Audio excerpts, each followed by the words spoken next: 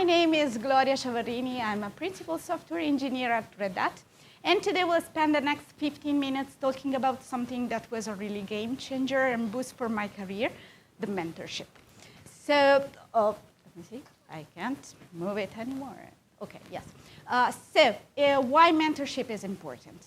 Because the mentor and the mentee works together and learn from each other. They work together to reach the mentee goal. The mentor can act as a role model, can advise, can sponsor the mentee, but also we can use the mentorship to really break down the barriers. We can create safe and inclusive environment in which we empower people that belongs to underrepresented groups, and it's really, really important. And the benefits of the mentorship really goes far behind this list, because I truly believe that mentorship really, really opens the door. So the question now is, why not? Let's start focusing on one of the main actors, the mentee. This may be a bit unexpected, because I had the feeling that a lot of people think that mentorship is more about the mentor. But in truth, it is not, because the mentorship is about the mentee goals, the mentee desire. So as a mentee, do not expect someone that tells you what to do, but you are the one who is supposed to drive the discussion. So ask questions, be curious, be active. The mentor is there to advise you, to guide you, but you as a mentee are the one sitting on the driver's seat. So it's your time. As mentee, I suggest you, before starting a mentorship relationship, I would like to suggest you try to ask yourself this question for setting your goal. So first of all, why do I need a mentor? And then what are the skills that I want to improve? This is another important point, because try to not be too high level. So try to be specific. For example, a goal like, I want to learn how to code in Rust. It's too generic, and mentorship is not about teaching. It's about empowering. It's about your career, your personality.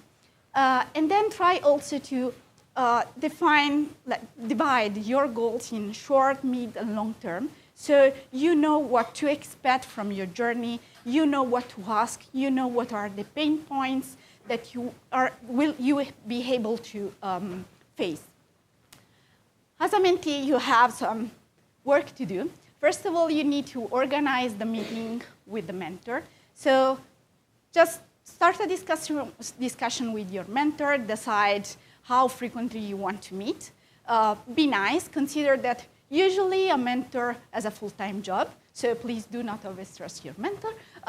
Try to be flexible. You can try at the beginning to start with a higher frequency and then maybe reduce it, adapt it according to your needs and the mentor needs.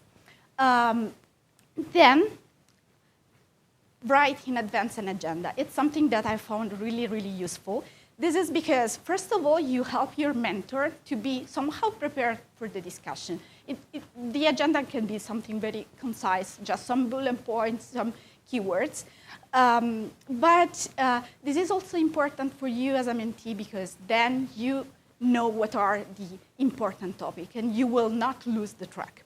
I also suggest you write a sort of concise meeting notes, so you can for sure keep track of the discussion. You can even think twice after the meeting or in a week or two, whatever.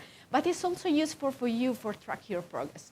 You will be surprised to see how many progress you will do in just like 1 month or two because of the mentorship. It's really powerful, in my opinion.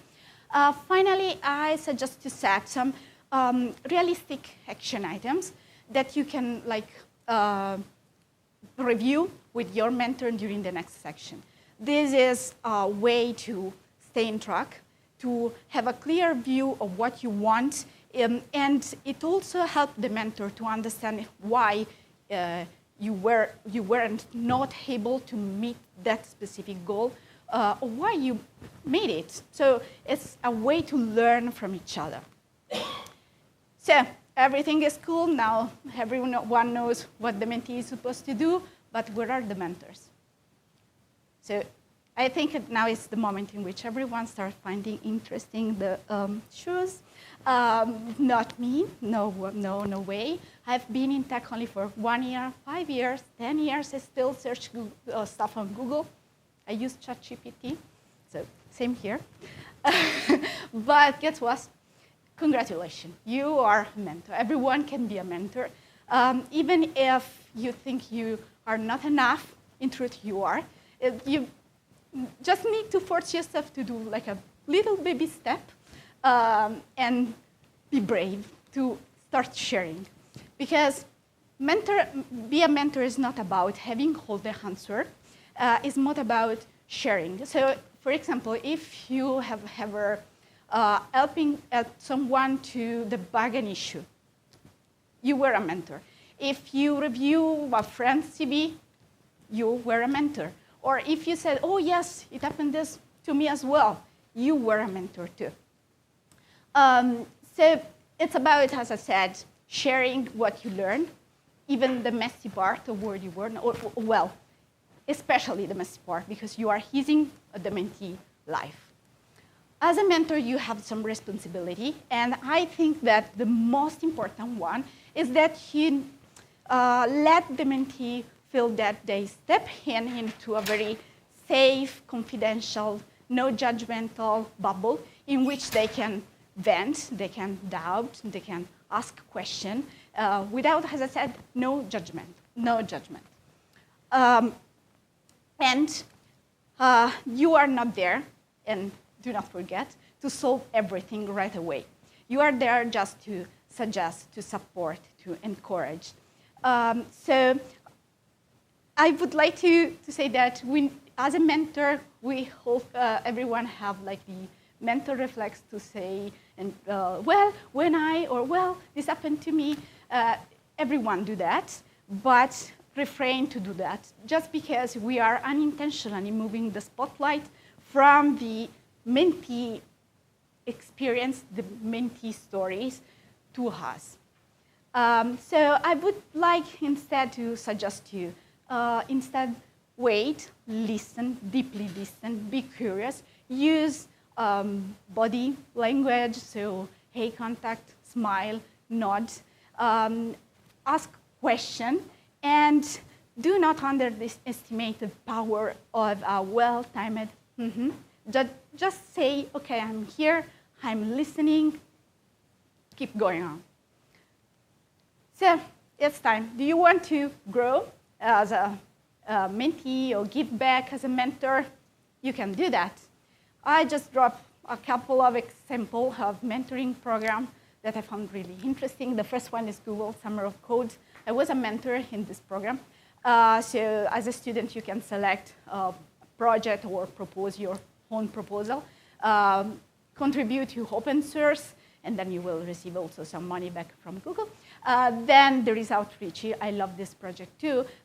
It's an internship in which you will have your own mentor, dedicated mentor. You will start contributing in open source projects, and it's focusing on individuals that belong to underrepresented groups. LIST, the Linux Foundation Mentoring Program, is another option to start contributing in open source world as well.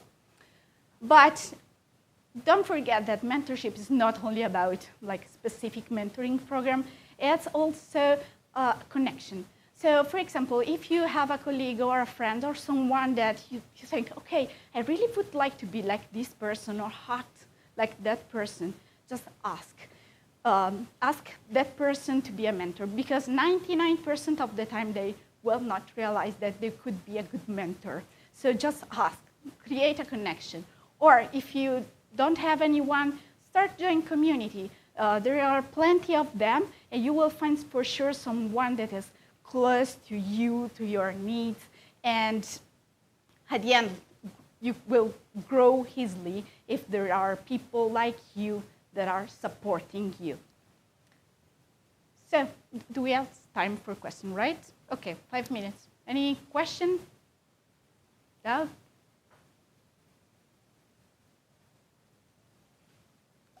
Good.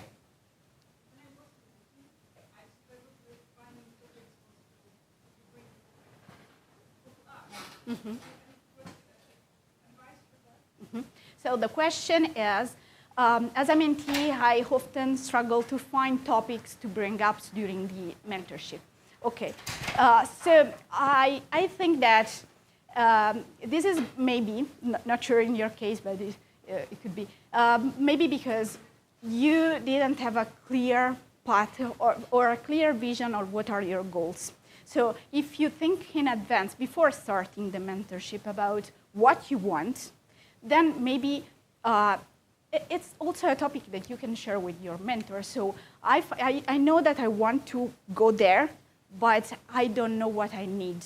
So the mentor is there also for suggesting you what are the tools. And so during the conversation, it should be like a way to find the topics, because the mentor is there to guide you. And so in each meeting, you will know what you need. So as I said, start thinking in advance and then discuss with your mentor, because it's something that you should and you can figure it out together. Any other question?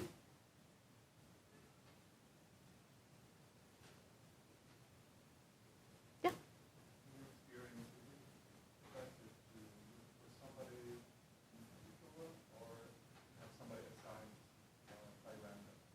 Okay.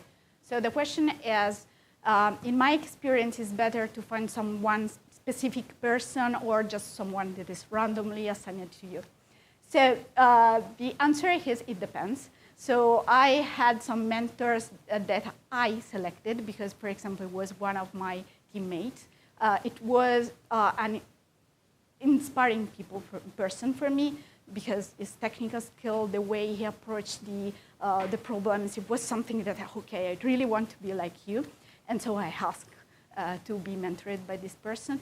But I also enrolled in a mentorship program, and I was assigned by that, let's say, random person, and I found like these relations super, super useful for me because it's different. If, for example, if it's someone inside your team, maybe you cannot share everything because if you want to like doubt or criticize someone in your team, it's not nice. But if it's someone that is totally disconnected for your team, for example, you can be more transparent, you can vent more. And one goal of the mentor is just to let the mentee, vent, so and listen to.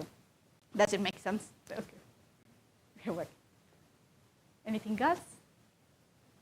Yeah? You mentioned the activity of sponsorship. What does that entail? So I mentioned, the question is, I mentioned the activity of sponsorship, and so what is it? The sponsorship is an activity in which the mentor promote his mentee. So let's say if both mentor and mentee are part of the same community, and as a mentor I have the possibility to promote my mentor and said, for example, there is an issue in this repository that I'm maintaining. I know that this person is interested in learning more about the project, so I propose, hey, what do you think, other people that work in our community, if I assign this to my mentee, because I think that it can grow, something like this. You are just you're a sponsor your mentee in your community.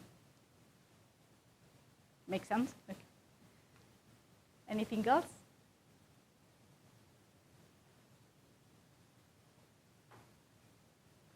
So, thank you so much. If I can change the slide.